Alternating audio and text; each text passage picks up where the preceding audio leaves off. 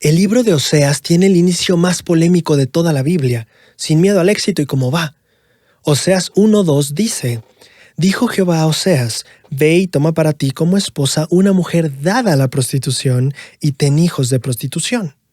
Espera, ¿Oseas recibió la instrucción de casarse y tener hijos con una mujer dada a la prostitución? Lo tuve que leer varias veces para creer lo que estaba leyendo. Jehová manda a Oseas a desposar una mujer dada a la prostitución. ¿Por qué razón Jehová mandaría a un profeta a casarse de esta manera?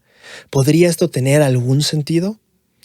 Aunque parece sorprendente, dentro del estudio de las Escrituras, en distintas ocasiones Jehová sí manda a hacer cosas algo insólitas a sus profetas. O sea que el caso de Oseas no era la primera ocasión en la que Jehová pedía algo fuera de serie. Si vamos atrás a algunos libros, leemos Ezequiel 4:12-15, notamos este curioso mandamiento. Y comerás pan de cebada que cocerás sobre excremento humano a la vista de ellos. Y Ezequiel respondió: Jehová, he aquí que mi alma no es impura, ni nunca desde mi juventud hasta este tiempo he comido animal que haya encontrado muerto ni despedazado. Nunca ha entrado en mi boca carne inmunda. Y Jehová respondió: He aquí te permito usar estiércol de bueyes en lugar de excremento humano para cocer tu pan. Si bien al final el mandamiento no acabó siendo tan extremista como lo fue al inicio, en este pasaje Jehová le pide a Ezequiel cocinar su comida en excremento, lo cual puede parecer más que bastante extraño para nosotros. Pero ¿por qué le mandó a hacer algo que sería tan desagradable? Ezequiel 4:13 clarifica el porqué de este mandamiento inusual. Y dijo Jehová: Así comerán los hijos de Israel su pan inmundo entre las naciones a donde yo los arroje. En Oseas 9:3 se reafirma esta profecía cuando Jehová declara: No se quedarán en la tierra de Jehová, sino que volverá Efraín a Egipto, y en Asiria comerán comida inmunda. Justo como lo veíamos en el video anterior con Daniel, la comida en Babilonia sería la que Dios les había mostrado como inmunda. Y en su cautiverio, Israel no gozaría del lujo de comer lo que quisiera, sino que comería inmundicia. Para clarificar nuestras ideas aún más, Oseas 12:10 dice en retrospectiva: Y he hablado a los profetas, y yo multipliqué las visiones, y por medio de los profetas usé similitudes. Así que a lo largo de todo este tiempo, el Señor ha estado trabajando con nosotros por medio de representaciones, y en el Antiguo Testamento se ha valido de los profetas para usar similitudes o simbolismos. Algunos, claro, más agradables que otros. Pero aun si esta explicación nos ayuda a entender algunos de los modos peculiares de obrar del Señor, esto no resuelve nuestro problema inicial. ¿Qué significaba entonces el casamiento de Oseas con una mujer dada a la prostitución? Bueno, Jehová responde en el mismo versículo en el que da el mandamiento: Porque la tierra se ha dado a la fornicación, apartándose de Jehová. Ahora, esta razón no apela al: bueno, ya todos pecan, así que peca tú también. Más bien apela al: mostremos por medio de esto lo que yo he vivido al haber hecho un convenio de fidelidad con mi pueblo y ver cómo mi pueblo fue infiel a este convenio una y otra vez. A diferencia de la comida cocida en excremento de Ezequiel, que mostraba lo que pasaría en el futuro con Israel, el casamiento de Oseas representaba lo que ya había estado pasando entre Dios y su pueblo por años y años. De ahí que el requisito para la nueva esposa de Oseas era que fuera dada a la prostitución, ya que el comportamiento constante de Israel era la deslealtad a su Dios. Ahora, esto nos queda muy claro, pero todo esto no necesariamente justifica el caso y mandamiento de Oseas, ¿o sí? En una cultura en la que se nos ha enseñado a casarnos en el convenio, ¿podría el significado justificar la violación de dicha enseñanza o mandamiento? O como dice el manual de instituto en la página 104, ¿mandaría Dios que uno de sus siervos tomara una mujer inmoral como esposa solo para representar una relación entre él e Israel? Debido a que la pregunta es tan compleja, no buscaremos en este video darle una respuesta definitiva a la interpretación de este pasaje, sino que compartiremos 5 interpretaciones posibles que comparte de hecho el manual de instituto junto con sus contraposturas. La primera postura ve este mandamiento de forma literal, con el fin de que sea un ejemplo objetivo para Israel sobre su estado carnal. Sin embargo, algunos académicos sud rechazan esta idea por el hecho de que dicho mandamiento literal iría en contra del carácter santo de Dios. La segunda postura es que Oseas se casó con una mujer que en aquel momento era buena y fiel, pero que más tarde se tornó infiel cuando abandonó a su esposo y participó de los ritos de fertilidad de los cananeos. En otras palabras, esta segunda teoría asume que Oseas se casa con Gomer, pero ella no era ramera en ese momento. El problema con esta teoría es que el Señor mandó a Oseas tomar una mujer fornicaria. Si Gomer era fiel cuando se casó con Oseas, entonces no tiene sentido que el Señor se refiriera a ella de esa manera. La tercera teoría es la postura que asume que la experiencia de Oseas vino en un sueño o visión, es decir, no hubo ni ramera ni casamiento.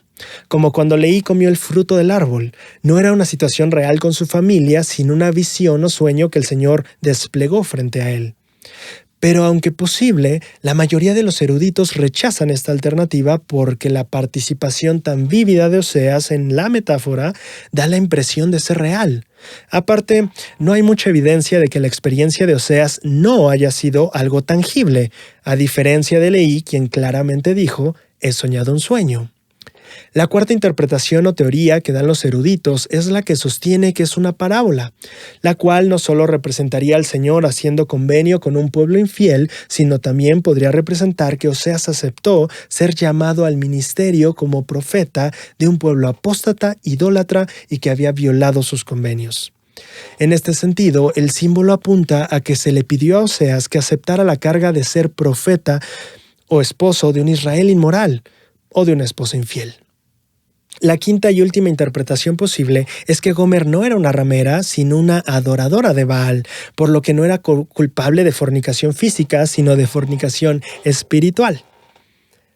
Tal como muchos profetas del Antiguo Testamento lo hacían, aquí Oseas estaría usando la palabra fornicación, queriendo decir infidelidad a tus convenios y a tu Dios. Esta teoría tiene mucho sentido por las muchas veces que no solo los profetas, sino también el Señor mismo usaron los términos fornicación y prostitución para referirse únicamente a quebrantar los convenios. Esta última teoría personalmente me parece bastante razonable, pero aún así no ha resuelto el problema. Nos quedamos con el mismo conflicto. Parece extraño y contradictorio que Dios pidiera a un profeta que se casara con una mujer incrédula. Al final parece que no tenemos una respuesta clara y sólida al respecto. El manual de instituto parece tener una postura de incredulidad hacia el hecho de que tal mandamiento fuera literal, y aclara, al citar a un académico sud, que esto no fue un mandamiento real porque de serlo sería contrario al carácter de Dios. Pero la verdad, el problema que tiene esa postura es que ese mismo argumento también podríamos hacerlo sobre el relato de Nefi quitándole la vida a Labán y muchos otros eventos descritos en las Escrituras. ¿Vamos a negar todo eso también? Ahora, no estoy diciendo que una postura o la otra esté bien o mal. Lo único que quiero plantear aquí es que justamente por esta razón no pretendemos dar una explicación definitiva en este video, sino mostrar que la respuesta a esta pregunta es compleja por todo lo que involucra. Y en el trayecto de nuestro aprendizaje nos encontraremos con cosas a las que simplemente darle respuesta se puede volver un verdadero dolor de cabeza. Bueno, Braulio, entonces, ¿con qué nos quedamos de este segmento? Lo que es un hecho es que Israel es el pueblo que el Señor no solo amaba, sino al que también le juró lealtad. Y que a pesar de haber sido sus escogidos, este pueblo fue fornicario espiritualmente, o en otras palabras, idólatras. Aunque se pueden presentar documentos y argumentos razonables para cada punto de vista, el lenguaje y el simbolismo es claro. Oseas trató de enseñarnos. Dios había escogido a su pueblo, lo había cuidado, nutrido y protegido, pero el pueblo no había correspondido. Aún haciendo un convenio, el pueblo traicionó a su Dios. Ahora, los símbolos de esta relación no terminan con el casamiento de Oseas. ¿Alguna vez te has sentido rechazado por Dios, como si no merecieras ser parte de su pueblo escogido? Tras nacer el segundo hijo de Oseas y la mujer dada a la prostitución, el Señor le dio a Oseas uno de los mensajes más fuertes y fríos en toda la Biblia. En el versículo 9 del capítulo 1 de Oseas, el Señor le instruye al profeta: «Ponle por nombre Lo-Amí, porque vosotros no sois mi pueblo, ni yo seré vuestro Dios». Cuando leemos esta escritura, en primer lugar nos parece fuerte por el rechazo que Jehová da al pueblo. Pero al revisar el significado del nombre del niño en el pie de página, el impacto aumenta aún más. El pie de página dice: Lo-Amí, es decir, pueblo que no es mío. El hebreo en específico significa no mi pueblo. Así como con algunos de los hijos de Isaías el Señor nos declaró esperanza, con el nacimiento y nombramiento de este niño, el Señor también da un mensaje. Sin embargo, esta vez no sería un mensaje de esperanza, sino uno de desaprobación. Contrasta eso con Oseas 11:1, donde el Señor dice: «Cuando Israel era niño, yo lo amé, y de Egipto llamé a mi hijo». En este versículo vemos reflejada la ternura y amor con el que el Señor escogió a su pueblo. Era niño, lo amé, lo llamé mi hijo. Pero lamentablemente para Jehová, este hijo suyo a quien tanto amaba, no parecía llegar a ser lo que él esperaba que fuera. Como lo expresaría luego el Señor en Oseas 2:8, «E Israel no reconoció que yo le daba el trigo y el vino y el aceite y que le multipliqué la plata y el oro que usaban para Baal». Aquí con el nacimiento de Lo-Amí, el Señor está diciendo: «Una vez te escogí y te amé, y lo hice para elevarte y cambiarte. Pero no solo no has cambiado, sino que ya no eres ese pueblo que una vez escogí, ese pueblo con el que un día hice convenio. Ya no eres más mi pueblo». ¿Podría ser que en este punto el pueblo y en paralelo nosotros en algún punto ya no merecemos el título de hijos de Dios? Hace unos 4 años me infiltré en una conferencia de Estaca, y digo me infiltré porque ni era de esa Estaca ni nadie me había invitado, pero como iba a discursar el presidente del área México en ese tiempo, Paul B. Piper, pues yo dije voy, algo he de aprender. Estando en la sesión del sábado por la noche, él compartió un sueño que impresionó profundamente su mente y su corazón. Él dijo, y claro, parafraseando yo lo mejor que pueda recordar de esa noche. Él dijo: «Tuve un sueño. Era la segunda venida del Señor. Él venía aquí a México y yo, como el presidente del área, le recibía muy emocionado y le decía: Señor, aquí está tu reino, tu iglesia en México. He estado trabajando en ella y será un honor presentártela y entregártela». Pero en ese momento el Señor volteaba a ver a los miembros de la iglesia en México y decía: «Pero Elder Piper, este no es mi pueblo. Estas son personas que no ayunan ni pagan sus diezmos, no oran ni leen sus escrituras. No viven como deberían. Elder Piper, esta no es mi iglesia. Puedes quedártela». Tal vez al escuchar el relato del nacimiento de Lo-Amí nos parezca fuerte la reprensión para Israel. Qué duro, ¿no? Pero la verdad es que en esa perspectiva todavía no la hemos aplicado tanto en nuestros días. Si el Señor hiciera una evaluación el día de hoy, ¿somos la iglesia que Él espera que seamos? ¿Podríamos realmente ser llamados su pueblo? O tal vez diría: no os conozco. No sois mi pueblo. Lo-Amí. Ahora, no quiero que esta lección se quede solo como un regaño y salgamos todos aquí con nuestra cabeza agachada y triste. De hecho, creo que si eso pasa, no estamos viendo la verdadera lección que toda esta enseñanza contiene. ¿Pero qué dices, Braulio? ¿Cómo se supone que no tengamos la cabeza abajo si no alcanzamos a ser la iglesia, persona o familia que Dios espera que seamos? Bueno, es que es justo eso lo que se supone que pase justo ahora. Estamos preparándonos para su regreso. Si esta situación de aún no somos la iglesia que deberíamos fuera mala, entonces no diríamos preparémonos para su regreso, sino simplemente esperémoslo. Y ese es mi punto. La razón por la que este mensaje no tiene que terminar en tristeza es porque, uno, justo se espera que aún no lo seamos, y dos, ustedes y yo sí estamos trabajando en ello. No pensamos Sión prospera y ahora solo espera, ¿sabes? Cada vez que tú oras, cada vez que lees o estudias el Evangelio, cada reunión sacramental, cada ofrenda, cada visita, cada llamada, cada acto de bondad y servicio, cada vez que edificas y unes a tu propia familia, cada vez que haces una de estas cosas, estás edificando el reino. De hecho, la escritura donde el Señor le da a Oseas el nombre del niño, tampoco termina dejándonos con la cabeza abajo. En el versículo siguiente, después de haber negado a su pueblo, Jehová continúa. Con todo, será el número de los hijos de Israel como la arena del mar, que no se puede medir ni contar. Y sucederá que en el lugar donde se les dijo, vosotros no sois mi pueblo, se les dirá, sois hijos del Dios viviente. Es interesante la frase final de este pasaje. Piensa en ella, por favor. En el lugar donde se les dijo, vosotros no sois mi pueblo, se les dirá, sois hijos del Dios viviente.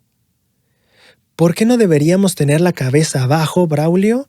Porque la Escritura dice que en ese mismo lugar, en ese mismo camino, en el que hoy tal vez todavía no somos su pueblo, ni los hijos e hijas que Él sabe que podríamos llegar a ser, en ese mismo camino, un día se nos dirá, sí, ya lo eres.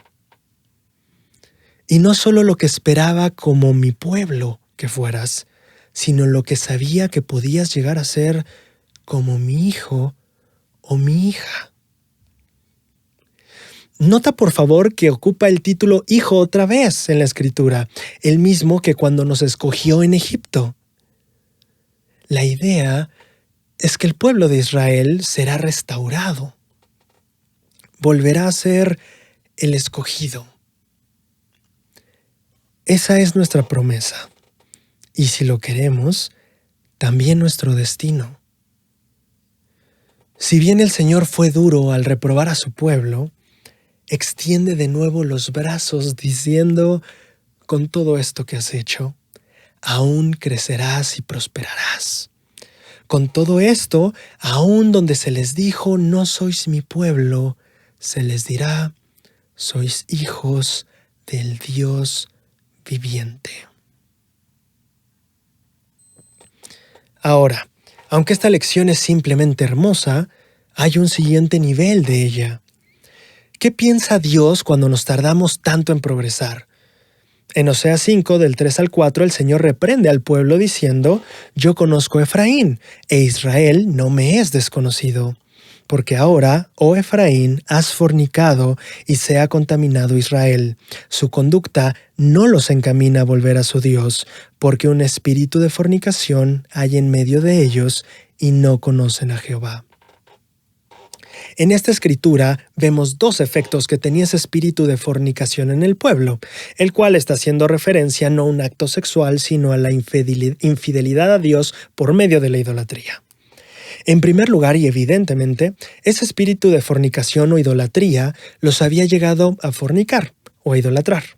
Pero en segundo lugar, y lo que parece ser el mayor problema, es que ese espíritu no solo los alejó de Dios, sino que ahora les impedía volver a Él. Su conducta no los encamina a volver a su Dios, dijo Jehová. El reproche del Señor, si podemos llamarlo reproche, no es que se hubieran alejado solamente, sino que ahora, sabiendo que se habían alejado, no daban vuelta para volver a Él. La reprensión no es por el hecho de que hayas pecado, sino por el hecho de que no decides arrepentirte. No es por lo mucho que te alejaste, sino por lo poco dispuesto que estás de volver. Ahora, claro que esa lección resulta evidente para las personas que están lejos de Dios, pero ¿se aplica a los que no están tan lejos? ¿Qué hay de los que ya estamos medio encaminados? En primer lugar, claro que todos estamos de una manera u otra lejos de Dios, Pero una vez reconociendo esto, también debemos reconocer que hay algunos que ya hemos dado pasos significativos hacia Él al hacer convenios y esforzarnos por guardarlos día a día. El problema que quiero abordar aquí es cuando justo hemos hecho convenios, pero simplemente parece que no terminamos de volver a Dios. Pongámoslo así. Hemos entrado por la puerta a esta estrecha y angosta senda, y tras ello hemos seguido adelante con firmeza en Cristo, teniendo un fulgor perfecto de esperanza y amor por Dios. Hemos marchado deleitándonos en las palabras de Cristo y estamos perseverando hasta el fin. Pero eso no parece estar llevándonos a ningún lado. De alguna u otra manera parecemos atrapados o estancados en este o aquel error, o por tal o cual imperfección. ¿Qué procede en estos casos? ¿Qué es lo que deberíamos ver y entender de esta situación? O mejor dicho, o mejor planteado, ¿qué es lo que no estamos viendo ni entendiendo de ella? Esa es justo la lección que Oseas nos muestra en este pasaje. El Señor dijo, su conducta no los encamina a volver a su Dios. Las palabras del Señor en este pasaje nos pueden dar una clave increíble.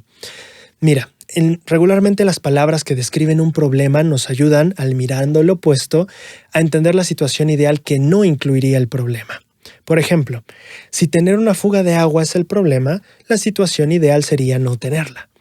Y si no tener dinero es el problema, la situación ideal, evidentemente, sería sí tenerlo.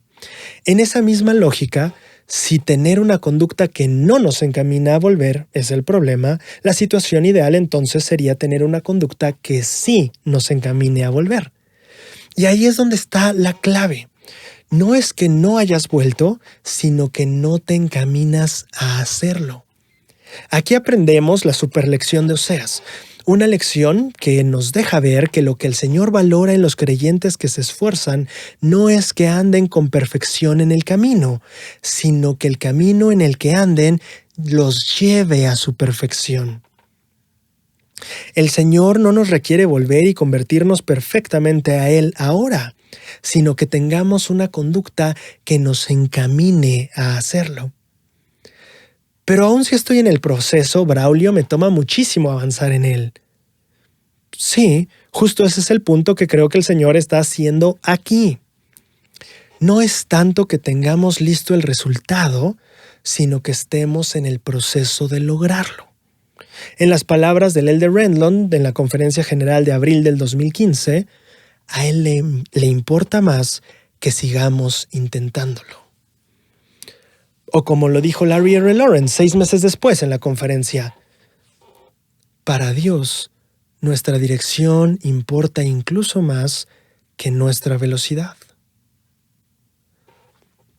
Pero ¿y si no solo soy lento, Braulio, sino que también mis pasos son pequeños? Deja tú pequeños, minúsculos. Bueno, creo que de hecho la misma lección se aplica. Recuerda que el punto del pasaje no era volver, sino tener una conducta que te encamine a volver. Y en este sentido, también creo que la dirección en la que vayamos es más importante que la distancia que recorramos. El punto no es si ya volviste a casa, cuánta distancia te falte o cuánto te tardarás en recorrerla. La pregunta es si los pasos que das hoy te llevan tarde o temprano en algún punto a casa. Sin importar los retrasos y las caídas que tengamos en el camino, lo importante es hacia dónde va ese camino. La lección de Oseas no es necesariamente estar en Jehová, sino estar encaminados a Él. Sin duda, esta es una lección fascinante del libro de Oseas, pero la verdad estaría algo incompleta si nos quedáramos ahí. La pregunta surge, ¿cómo me encamino a Jehová? ¿Cómo comienzo ese camino? Lo mejor es que las escrituras de esta semana también nos dan respuesta de eso. ¿Qué debemos hacer cuando nuestras constantes imperfecciones nos abruman hasta hacer que la distancia entre el camino de Dios y mis pasos se sientan de repente como un abismo? Aunque tal vez no lo veías venir, la verdad creo que la respuesta se encuentra en la relación que hay entre el libro de Joel en la Biblia y un evento de la vida de José Smith. Como santos de los últimos días, creemos que el ángel Moroni se apareció a José para indicarle cómo obtener las planchas de oro que contenían los escritos que luego se publicarían como el Libro de Mormón. Sin embargo, creo que muchas veces, incluso como miembros, pasamos de largo el contexto y mensaje que dicha visita representó en la vida de José. Cuando José oró aquella noche de septiembre, hace 199 años, lo hacía apenado y con remordimiento. Él dijo que en ese punto de su vida frecuentemente cometía muchas imprudencias que manifestaban las flaquezas de la naturaleza humana y que se sentía censurado a causa de sus debilidades e imperfecciones. En ese punto, él quería saber de su condición y posición con Dios, porque al igual que muchos de nosotros, hay veces en las que simplemente nos sentimos muy lejos de su perfección. Es en ese contexto en el que debemos ver la historia de Moroni, porque fue un evento no solo de instrucción para José, sino también de consuelo. Y dentro de ese mensaje consolador, Moroni comparte algo que siempre pasamos por alto como miembros de la iglesia. Y tiene sentido, ya que José Smith también lo pasó muy por alto en su relato. Pero parece tan importante para él como para todavía mantenerlo en el texto. En el versículo 41 de José Smith Historia, José dice que como parte de su mensaje, Moroni citó además el versículo 28 del segundo capítulo de Joel. En definitiva, esa es una observación demasiado pequeña como para prestarle importancia inmediata. Pero es justo ahí donde creo que está nuestra lección. ¿Cuál es el mensaje de un ángel de Dios a una persona que busca redimirse ante él? Joel 2:28 dice: «Y acontecerá que derramaré mi espíritu sobre toda carne, y profetizaré vuestros hijos y vuestras hijas, y vuestros ancianos soñarán sueños y vuestros jóvenes verán visiones». Dirigiéndose a los alumnos de BYU en enero de 1983, Jeffrey R. Holland comentó lo siguiente sobre esta escritura. Puede que me equivoque, pero no puedo imaginar un versículo del Antiguo Testamento de ningún tipo que pudiera haber ayudado más a este joven profeta. Está siendo llamado a la batalla de su vida, por la vida misma, o al menos por su verdadero significado y propósito. Será empujado, perseguido y acosado. Sus enemigos lo criticarán y ridiculizarán. Verá morir a sus hijos, perderá su tierra y verá temblar su matrimonio. Languidecerá en prisión durante un invierno en Missouri y clamará hacia la bóveda del cielo: «Oh Dios, ¿dónde estás? ¿Cuánto tiempo? Oh Dios, ¿cuánto tiempo?». Finalmente caminaría por las calles de su propia ciudad sin saber quiénes, a excepción de unos pocos, eran realmente amigos o enemigos. Y todo este trabajo y problemas, dolor y sudor terminarían maliciosamente en Carthage, cuando finalmente habría más enemigos que amigos. Si todo esto y mucho más debía enfrentar el profeta en una vida tan turbulenta, continúa el elder Holland, y si finalmente sabía qué destino le esperaba, como seguramente lo sabía, ¿por qué no se detuvo en algún lugar del camino? ¿Quién necesita esto? ¿Quién necesita el abuso y la persecución y la desesperación y la muerte? A mí no me parecen divertidos. Así que ¿por qué no cerrar la tapa de tu triple, entregar tus tarjetas de artículos de fe e ir a casa? ¿Por qué no? Por la sencilla razón de que había soñado sueños y visto visiones. A través de la sangre y el trabajo y las lágrimas y el sudor, José había visto la redención de Israel. Estaba allá afuera, en alguna parte, tenue, distante, pero ahí estaba. Así que mantuvo su hombro a la lid hasta que Dios le dijo que su parte en la obra había terminado. Fin de la cita. Así que aparte de cualquier consuelo que Moroni pudo haberle dado, parece que también se aseguró de darle algo más. Una visión de lo que sería la obra de Dios. Una visión de lo que esta obra significaría incluso mucho después de que él hubiera terminado su parte. Ahora, salvo que alguno de los 12 apóstoles vea este video, ninguno de nosotros somos profetas llamados a dirigir la iglesia. ¿Qué sentido tiene entonces esto para nosotros? Casi el mismo, solo que el tema no tiene tanto que ver con la obra que Dios hará en la tierra, sino con la obra que hará en nosotros. Esa es la gran obra de Dios sobre la que debemos recibir una visión. Debemos de poder contemplar al menos una parte de lo que Dios quiere hacer con nosotros y de la clase de personas en la que puede convertirnos.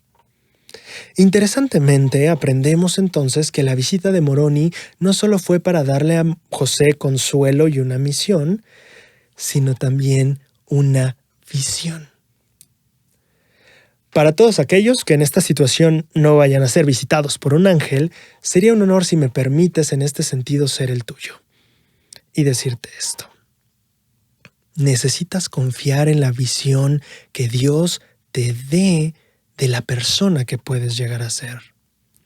¿Y qué clase de persona es esa, Braulio? Simple. Jesús dijo, aún como yo soy. Así de fascinante como fue entender lo importante de tener una visión para perseverar a través de las dificultades, ahora es fascinante aprender cuál es esa visión que nos llevará a través de ellas. Cristo. Él es nuestra visión. Y en esto también se vuelve nuestra esperanza. Tal vez es justo este momento el que describió Joel en el siguiente capítulo, en el versículo 16, cuando dijo, «Y temblarán los cielos y la tierra, mas Jehová será el refugio de su pueblo y la fortaleza de los hijos de Israel». En muchas ocasiones, como le sucedió a José Smith, el camino se pondrá difícil. Y no solo por la adversidad, también por nuestros propios errores. En ese sentido, seguro sentiremos que esta obra es demasiado difícil, quizá imposible. Pero en esos momentos, recuerda esa visión. Recuerda al Maestro. Recuerda su ejemplo. Y que debido a su obra perfecta, Él ahora puede perfeccionar la tuya. Si lo permites, esto desarrollará en ti una visión poderosa, una esperanza de lo que puedes lograr y de quién puedes llegar a ser en Cristo. Ahora, muy bonito todo esto de la visión, pero como dice el dicho, el infierno está lleno de buenas intenciones. Ya que obtuve una visión y me he determinado a confiar en esa visión, ¿qué pasos prácticos debo tomar para encaminarme a Jehová? Y claro, las escrituras de esta semana también responden esa pregunta. ¿Cuál es el primer paso práctico que debería tomar si quiero andar en el camino de Dios y avanzar hacia Él? Aunque creo que desarrollar una relación con Dios por medio de la oración es una buena respuesta, el libro de Oseas parece profundizar en este principio a tal grado que cambia nuestra visión del tema y nos permite ver lo que Dios realmente espera de esas oraciones. Profetizando sobre lo que le ocurriría al pueblo de Israel, el Señor dice en Oseas 11, 5 al 7. No volverá a la tierra de Egipto, sino que el mismo asirio será su rey, porque no quisieron volverse a mí.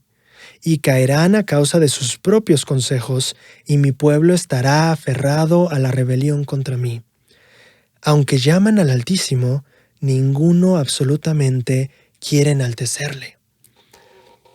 ¿Notaste esa parte interesante al final del versículo? La Escritura dice que el pueblo llamaba al Altísimo, algo que yo entiendo como una referencia a la oración. Pero a pesar de esto, el inicio de la Escritura dice, no quisieron volverse a mí. ¿Cómo es posible esto si la oración es un pilar fundamental en nuestra relación con Dios? ¿Se puede orar y al mismo tiempo no volver a Dios? Oseas dice que sí. Creo que de hecho el Señor planteó esto mismo en su crítica a Israel por medio de Isaías cuando dijo: este pueblo con sus labios me honra, pero ha alejado su corazón de mí.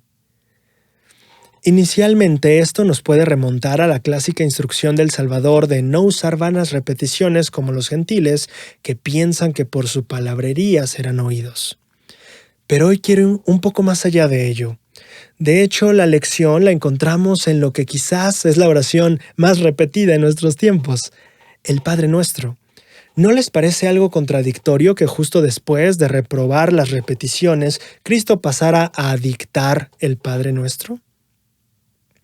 Aunque contradictorio para algunos, creo que justo en esto se encuentra lo que quería enseñar. 1.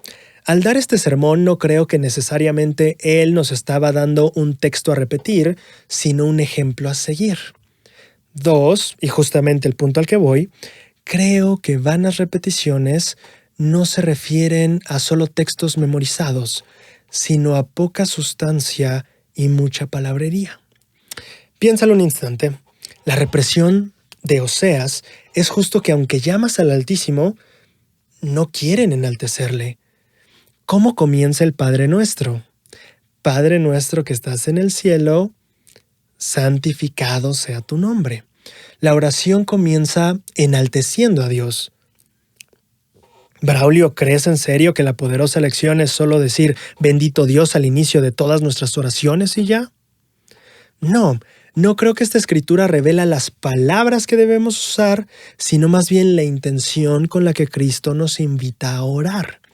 Y de hecho, conociendo a Cristo, pienso que dio esta lección con la esperanza de que esta intención terminara en aplicación. Pero ¿cómo logro que mi oración enaltezca al Padre tanto en propósito como en acción? 2 puntos.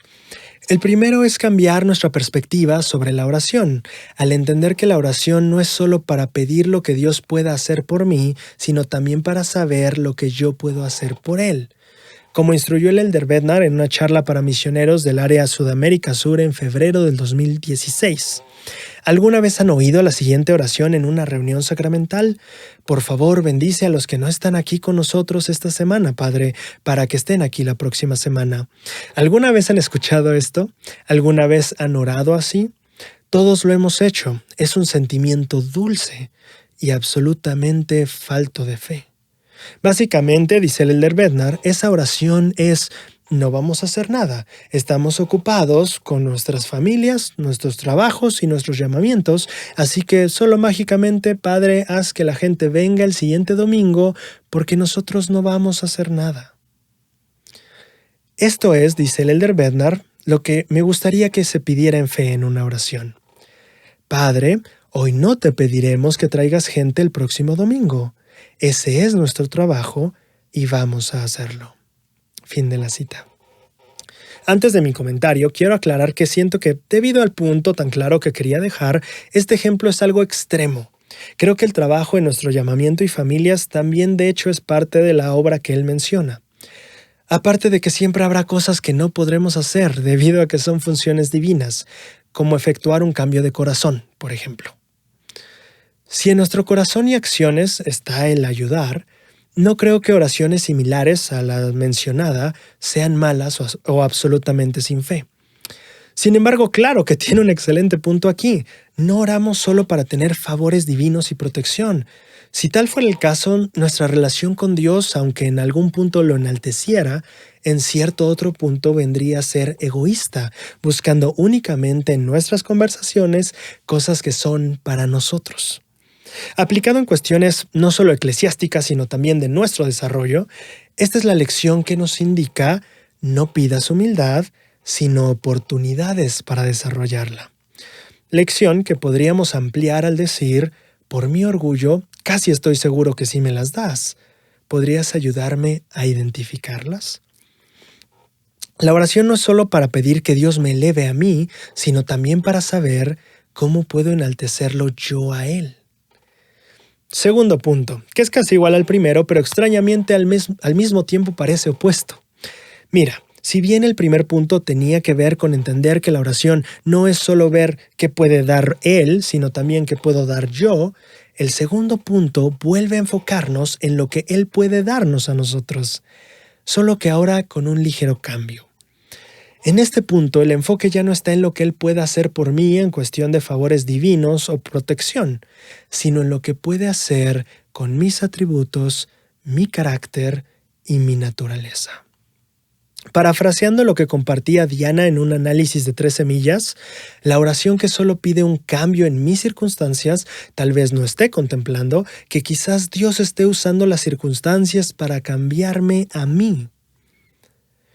Y aunque claro que creo que está bien expresar tu aflicción y dolor por tus situaciones a Dios en oración, la lección aquí es entender que la oración no tiene el propósito de cambiar la voluntad de Dios, sino el propósito de cambiarnos a nosotros.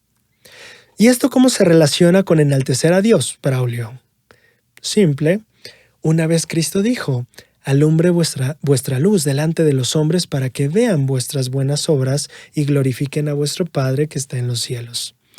A medida que la luz de Cristo nos muestra cómo ser mejores y nos ayuda a hacerlo, el Padre termina siendo glorificado. Y este es el punto del que hablaba. Al compartir el Padre Nuestro, Cristo no solo hablaba de intenciones, sino también de acciones. Conforme nosotros dejamos que el poder de la oración nos transforme, nuestra intención se materializa en acción, llegando al punto en el que este ciclo nos lleva a glorificar a Dios en cada día de nuestra vida. Tal vez esa es la razón del primer consejo que da Jehová a través de Oseas a Israel después de profetizar ampliamente. Por favor, pon mucha atención en esta escritura. Después de todas las profecías que Jehová da a través de Oseas 14, 1 al 2, inicia la sección de lo que ahora Jehová le va a pedir al pueblo. Y empieza con: vuélvete, oh Israel, a Jehová tu Dios, porque por tu iniquidad has caído. Tomad con vosotros palabras y volveos a Jehová y decidle: quita toda iniquidad y acéptanos bien, y ofreceremos el fruto de nuestros labios. La instrucción del Señor por medio de su profeta es sencilla. Regresa a mí diciendo 3 cosas. 1, quita toda iniquidad, o sea, límpiame. 2, acéptanos bien, o sea, perdóname. Y 3, ofreceremos el fruto de nuestros labios, lo cual para mí es una clara referencia a la oración. Pero la Escritura dice frutos de mis labios, Braulio, no fruto de mi corazón y acciones. ¿No estaríamos volviendo al mismo problema de con sus labios me honran, pero su corazón está lejos de mí? Excelentísima pregunta. La respuesta es no. Y te voy a explicar por qué. El manual de instituto en la página 110 aclara lo siguiente. Este versículo trata de la resolución individual por obrar mejor, lo que nosotros estábamos hablando de llevar la intención a la acción. El manual continúa. En este sentido, elevar las oraciones sinceras como una ofrenda al Señor era tan importante como las mejores ofrendas requeridas por la ley de Moisés, que consistían en becerros y otros animales. En otras palabras, la oración debía llegar a ser un sacrificio, o mejor dicho, una ofrenda. La lección se vuelve incluso más vívida cuando revisamos el texto en hebreo. Lo que Dios les instruye a decir para volver a Él es, en el hebreo más crudamente traducido: toda quita iniquidad, recibe bien, y ofreceremos toro nuestros labios. Las primeras 2 partes se mantienen intactas: quita toda iniquidad y recíbenos bien. Pero la tercera dice: ofreceremos toros nuestros labios. No dice todos, dice toros, el animal. La página donde consulto texto hebreo, que por cierto es logosclogos.com, sugiere que se usa la palabra toro aparentemente como interrumpiendo con fuerza salvaje. En este sentido, podría significar que mi oración vendrá con fuerza y sinceridad, irrumpiendo desde lo más profundo de mi corazón. Y aunque esa es una interpretación muy bella también, quiero compartirte otra, la que vino a mi mente al estudiar esto. Lo que creo que Jehová quería que el pueblo dijera sería esto. Así como nuestros holocaustos requieren no solo de intención, sino también de un toro, o sea, sacrificar o hacer algo, así también lo serán para nosotros nuestras oraciones de aquí en adelante. La oración se volverá un símbolo de nuestra unión. Igual que nuestros sacrificios, será como un convenio entre nosotros.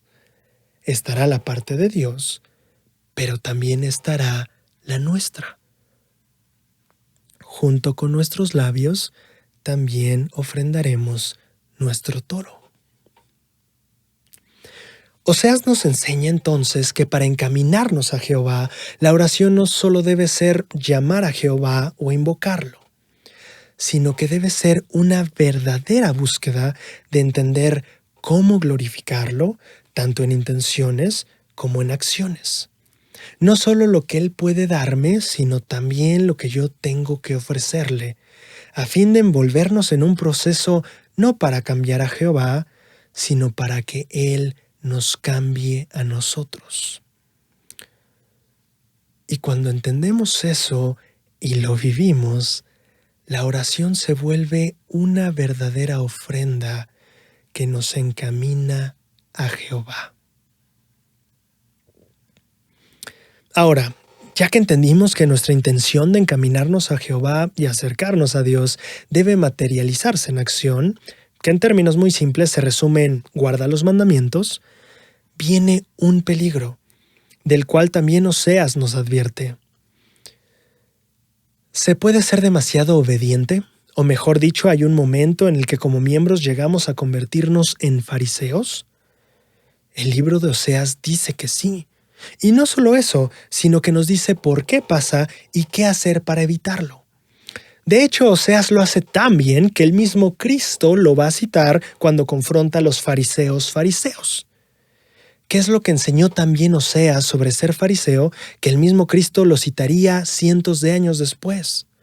¿Y qué tiene que ver todo esto con el cambio más radical y reciente que aprobó el presidente Nelson en esta última conferencia general? Mateo 9, del 10 al 13 relata: Y aconteció que estando él sentado a la mesa en la casa, he aquí que muchos publicanos y pecadores vinieron y se sentaron juntamente a la mesa con Jesús y sus discípulos. Y cuando vieron esto, los fariseos dijeron a sus discípulos: ¿Por qué come vuestro maestro con los publicanos y con los pecadores? Y al oír esto, Jesús les dijo: Los sanos no tienen necesidad de médico, sino los enfermos. Id pues y aprender lo que significa misericordia quiero y no sacrificio, porque no he venido a llamar a justos, sino a pecadores al arrepentimiento. Ahora, esta no es la única vez que Jesucristo utiliza esta respuesta. También en Mateo 12, 1 al 7, se relata cómo fueron juzgados sus discípulos por los fariseos debido a que arrancaron espigas para comer. Su respuesta fue brutal. Mas si supieseis lo que significa misericordia quiero y no sacrificio, no condenaríais a los inocentes. Mira nada más lo brutal de esta escritura. Les dice en primer lugar que su juicio es errado, pero aparte que debido a ese juicio errado están condenando a los inocentes. Como si fuera poco, aparte de eso, les aclara que este problema y error es debido a una sola cosa que ellos no están entendiendo. Mas si supieseis lo que significa misericordia quiero y no sacrificio, no condenaríais a los inocentes.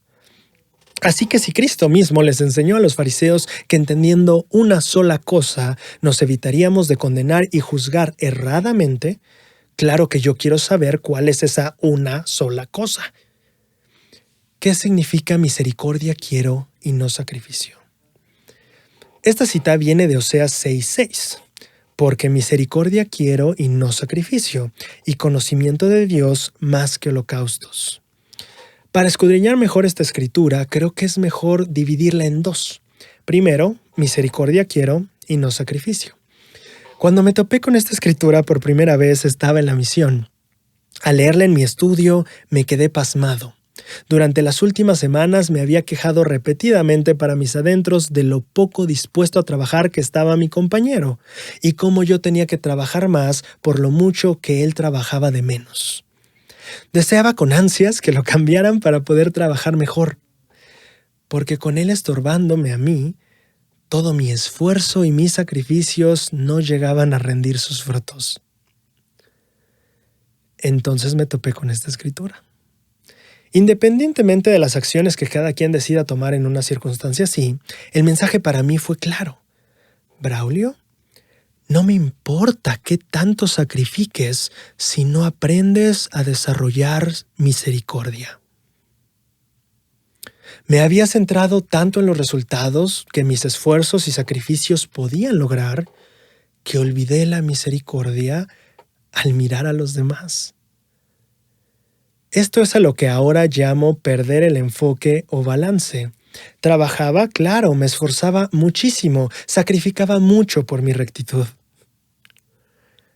Pero en ese trabajo, esfuerzo y sacrificio había perdido el balance en mi enfoque como discípulo de Cristo. Ahora, esto se aplica a todos nosotros. Y de hecho, la segunda mitad de la escritura nos permite ver cómo podría pasarnos esto como miembros no misioneros en la iglesia. Básicamente, si eres un líder, padre, hermano mayor, amigo, conocido, cualquier miembro de la iglesia. Misericordia quiero y no sacrificio. Y la segunda mitad dice, conocimiento de Dios más que holocaustos. ¿A qué se refiere esta última parte? Creo que para entenderla debemos recordar el papel que tenían los holocaustos en el pueblo. Ahora, para ser transparente contigo, no creo que esta sea la única interpretación del pasaje, pero si nos enfocamos en la particularidad de los holocaustos, hay una lección fascinante. ¿Por qué la Escritura no dice ordenanzas o sacrificios u ofrendas? ¿Por qué dice en específico holocaustos? Y en este sentido particular debemos preguntarnos entonces qué diferencia hay entre los holocaustos y otros sacrificios y rituales. La respuesta que da la guía de estudio del Antiguo Testamento para el alumno, o sea, un manual de seminario, abordando Levítico 1, dice: la mayor diferencia que existía entre unas y otras consistía en que para los holocaustos era necesario quemar todo el animal sobre el altar, lo que simbolizaba un cometido o entrega total hacia Dios. Si lo vemos así, sería una excelente escritura para hablar del balance que debe haber entre la devoción y el conocimiento. Como decía José Smith, nadie se puede salvar en la ignorancia. En este sentido, el mensaje sería: lo siento, sé que te estás esforzando por dar todo en la obra, pero el servir con un cometido total, sin dedicar tiempo a aprender el Evangelio, tampoco es algo que me complace. De hecho, preferiría lo opuesto: conocimiento de Dios más que holocaustos, o quemar ofrendas enteras. Pero independientemente de qué interpretación le demos, el punto es claro. La reprensión no es por hacer algo naturalmente malo, sino más bien porque al hacer algo bueno, y probablemente de buena intención, de una u otra manera acabamos perdiendo el enfoque o balance apropiado. Esto mismo puede pasar con nuestras normas y prácticas actuales. Piensa en el reciente cambio hecho en el folleto para los jóvenes que anunció el Elder Uchtdorf en esta última conferencia. Cambio en el que, por cierto, se quitaron del manual la mayoría, si no es que todas las normas. Ahora, esto no significa que podemos borrar y olvidar los mandamientos a voluntad. Significa que las normas no son lo mismo que los mandamientos y que el no entender esto podría llevarnos justamente a un terrible desbalance o desenfoque. Piensa justo en los fariseos en este respecto. El Elder Uchtdorf, en las notas de pies de página, nos dejó lo siguiente. El rey Benjamín dijo a su pueblo en el libro de Mormón: no puedo deciros todas las cosas mediante las cuales podéis cometer pecado, porque hay varios modos y medios, tantos que no puedo enumerarlos. En cierto modo, dice el Elder Uchtdorf, esto es lo que los fariseos de la época de Jesús trataron de hacer. En su celo y afán por evitar que las personas quebrantaran la ley, compilaron cientos de reglas basadas en lo que ellos entendían de los escritos sagrados. ¿Qué es lo que dice el Uchtdorf que le pasó a los fariseos? Nota por favor la diferencia entre mandamientos y normas en lo que él explica. Él dijo que en su buena intención de que las personas no quebrantaran la ley, o sea, los mandamientos, los fariseos compilaron cientos de reglas o normas basadas en lo que ellos entendían de los escritos sagrados. Y esto es también lo que nos ha pasado a nosotros. Por ejemplo, en las Escrituras se enseña el día de reposo, que es un mandamiento, por el cual, en el afán de no quebrantarlo, nosotros creamos reglas o normas basadas no en lo que decía literalmente la Escritura, sino en lo que nosotros entendíamos de ella. Nunca se menciona un televisor en las Escrituras. Entonces, ¿qué procede? Una norma o regla que, según entendemos, nos ayuda a no romper el mandamiento o la ley. Ok, la tele ya está. ¿Qué hay de las actividades culturales o recreativas? ¿Las familiares? ¿Qué hay de las actividades escolares? ¿Se puede escuchar música tranquila en el día de reposo o solo himnos? Si lo notas, ninguna de estas preguntas o respuestas estará listada en las Escrituras como un mandamiento o ley. Pero nosotros, en nuestro buen afán de no querer quebrantar este y otros mandamientos, creamos normas o reglas y hasta las hemos compendiado en manuales y folletos, haciendo nuestras listitas. Listitas que en particular, sobre el día de reposo, el presidente Nelson enseñó que no son necesarias. Y ahora, en general, con las normas de los jóvenes, parece que está pasando lo mismo. Repito, y quiero que quede muy claro, no es que se quite el mandamiento, sino todas las normas o añadiduras que le hemos puesto. Igual que los fariseos. Esto está en armonía con Oseas y el Señor citando Oseas para que nosotros aprendamos lo que significa misericordia quiero y no sacrificio. Pero Braulio, ¿cómo es que estás diciendo que estas normas crearían un desbalance? No tiene sentido. Si las normas están para ayudarnos a guardar los mandamientos, entonces ¿no serían justo las normas las que nos ayudarían a enfocarnos y no lo contrario? Pero muy buen punto. Y es aquí donde justo creo que está la lección que el Señor trata de enseñarnos a través de Oseas, que es la misma que los fariseos no entendían. Si regresamos 2 versículos en la escritura de Oseas, encontramos algo sumamente valioso. Versículo 4. ¿Qué te haré a ti, oh Efraín? Dice el Señor. ¿Qué te haré a ti, oh Judá?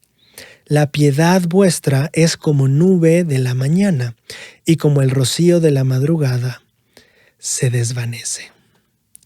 Qué interesante me pareció esta semana mirar el contexto de la escritura que citaba Cristo al confrontar a los fariseos. El Señor se preguntó en esta escritura, ¿qué hago contigo? Porque tu piedad es como la nube y el rocío que se desvanecen. Aprendiste a hacer sacrificios, fijar normas y ofrendar holocaustos enteros y a poner toda tu devoción y entrega en ellos. Pero de alguna manera no aprendes piedad. ¿Qué hago contigo? El pasaje se vuelve todavía más significativo cuando aprendemos que Gesed, la palabra hebrea que se tradujo como piedad, también significa amor o caridad.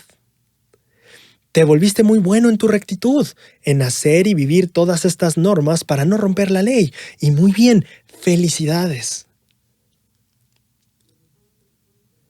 Pero no tienes caridad.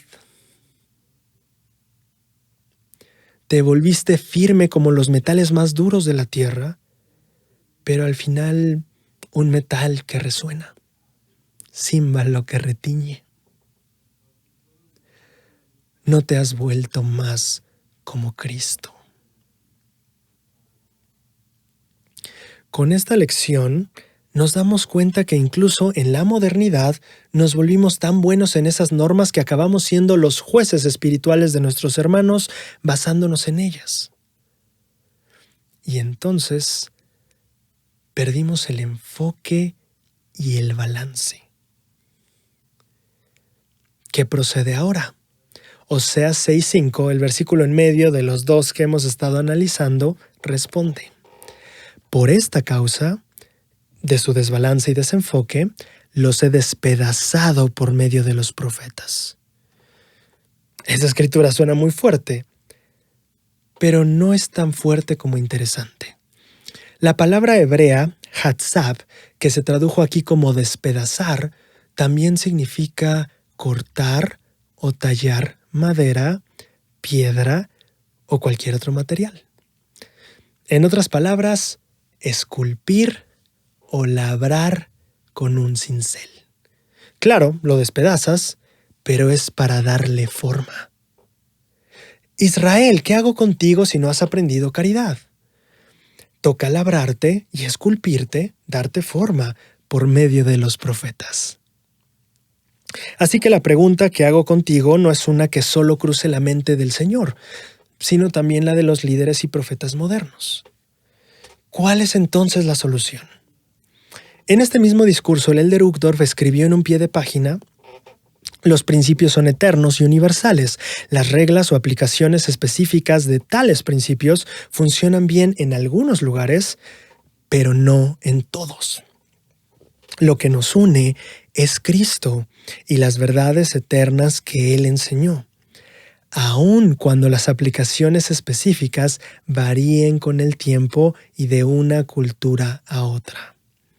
De modo que el problema de enumerar todas y cada una de las cosas que debemos y no debemos hacer no solo es poco práctico e insostenible, el problema es que apartan nuestra atención de la verdadera fuente de fortaleza, nuestro Salvador Jesucristo. Fin de la cita. Entonces, ¿cómo nos está esculpiendo el Señor por medio de sus profetas?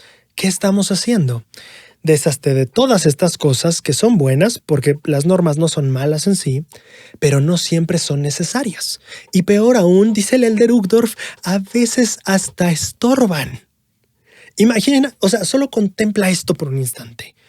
A veces hasta estorban las normas. Las normas a veces hasta estorban. Nos estorban para poder ver a quien realmente es nuestra norma y medida: Cristo. Y entonces aprendemos esta lección y nos conectamos con los santos de la época de Oseas y de los santos de la época de Cristo. Y confesamos, sí, también de algún modo caímos en ese mismo problema. Pero así es como vamos a resolverlo. ¿Haremos un cambio, como esos que tanto le gustan hacer al presidente Nelson?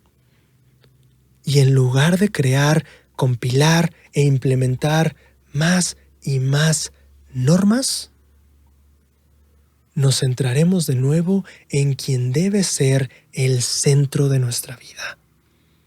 Y nos enfocaremos en desarrollar sus atributos.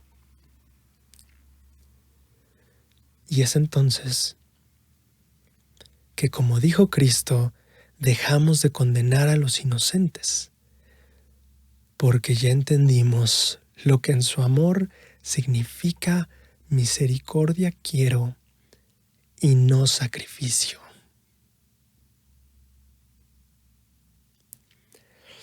Ahora,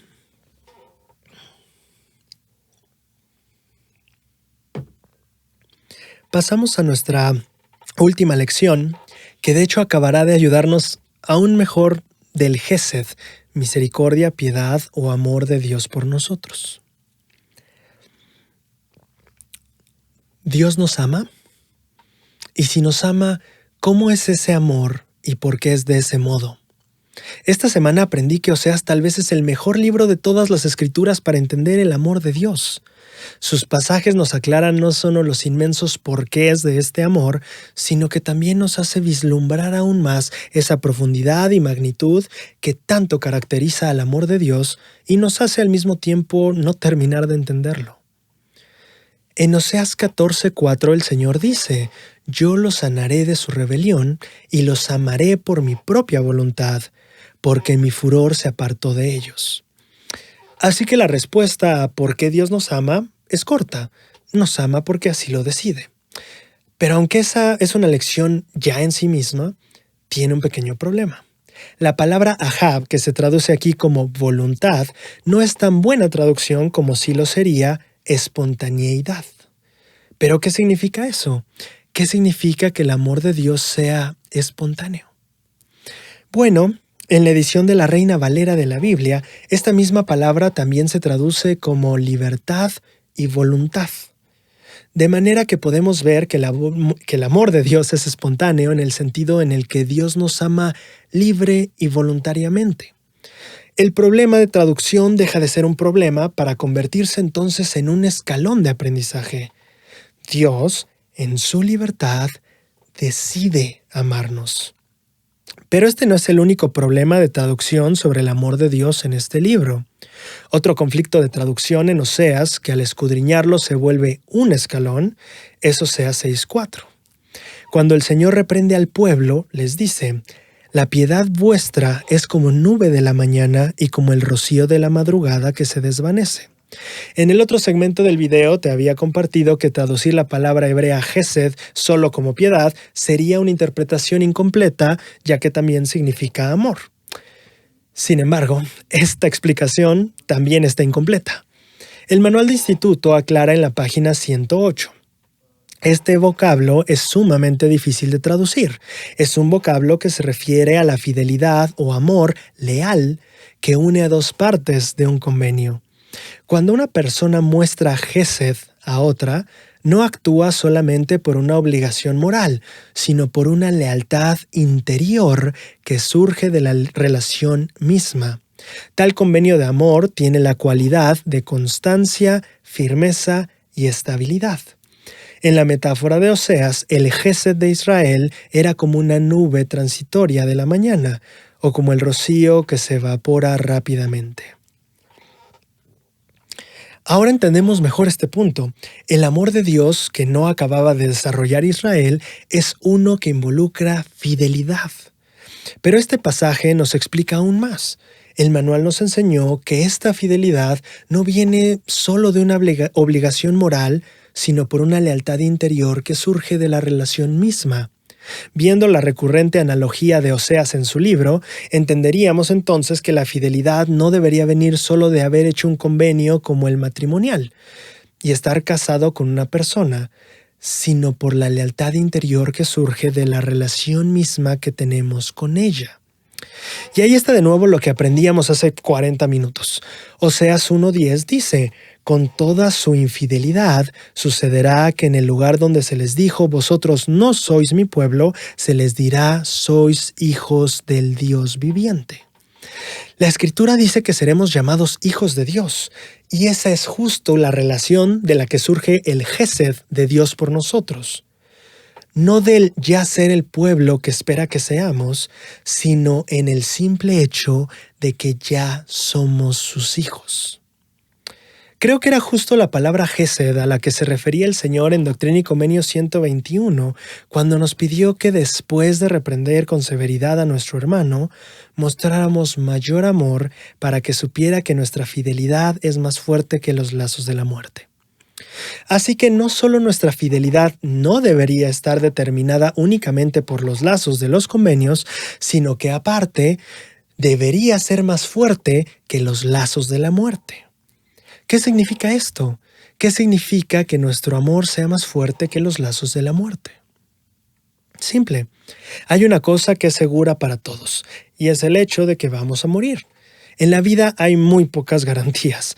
Podrías casarte o no, tener hijos o no, podrías tener éxito económico o no, ser feliz o no. Pero algo de lo que no puedes escapar es del hecho de que tarde o temprano te vas a morir. Todos estamos atados a la muerte y no hay manera en la que podamos romper esos lazos.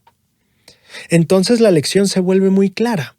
Si la muerte es algo innegable, inevitable e irrevocable, entonces tu amor lo debe ser aún más.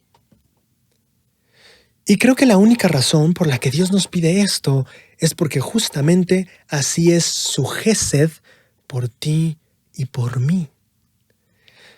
Más seguro que lo que es definitivamente seguro y más garantizado de lo que está totalmente garantizado. Ahora, a diferencia de la certeza de la muerte, la fidelidad del Gesed no debería ser entendida solo como un evento fugaz, sino como un esfuerzo constante y diario. Creo que por eso, en Oseas 14:15, el Señor dice: «Yo seré a Israel como el rocío». El rocío es una forma de lluvia que apenas se nota, es casi invisible. Pero interesantemente, no solo sí está ahí, sino que también puede terminar empapándonos por completo. De esa misma manera, podría ser que no nos estemos dando cuenta de cómo Dios nos sumerge en su amor. Ahora el rocío se ocupa no para representar que la fidelidad de Israel es tan fugaz que no dura, sino para representar que a veces los instantes en los que podemos reconocer el amor de Dios en nuestra vida podrían ser tan sutiles que no los notamos. Pero el amor de Dios sí está ahí, como lo expresa Oseas 3:6, y conoceremos a Jehová, segura como el alba es su salida. Así como no dudas del alba ni de la salida del sol, tampoco deberías dudar que Jehová te ama. En la Conferencia General de octubre del 2004, el elder John H. Grover enseñó: el amor de Dios llena la inmensidad del espacio. Por lo tanto, no hay escasez del amor de Dios en el universo, sino escasez de nuestra disposición para hacer lo que sea necesario para sentir ese amor. La pregunta surge: ¿cómo puedo sentir su amor? Y aunque habrá muchas respuestas para eso, creo que el primer paso en toda respuesta es reconocer y aceptar su gloriosa e infinita existencia y alcance. Como lo decía Moroni, la caridad nunca deja de ser. Todas las cosas han de perecer, pero la caridad es el amor puro de Cristo y permanece para siempre. En esta semana, en la que aprendimos de nuestros convenios con la analogía del matrimonio, me pareció preciso terminar con la misma referencia. Hace un año asistí a la boda de Diana Angulo, una amiga que escribió una canción para conmemorar esta nueva etapa de su vida. Creo que es perfecto el compartir parte de esta canción contigo ahora. Una canción que fue escrita para cantarse el día en el que aquel amor más fuerte que los lazos de la muerte se atan finalmente a los lazos de los convenios.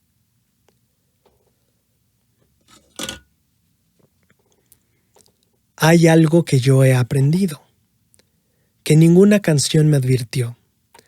El amor no se encuentra, se construye y es una decisión. Y hoy yo decido quererte porque tú decidiste también. El amor verdadero se logra si a la lucha se meten los dos. Ahora Dios y mi gente lo saben, lo mejor de mi vida eres tú. Y prometo que a diario tomaré la misma decisión.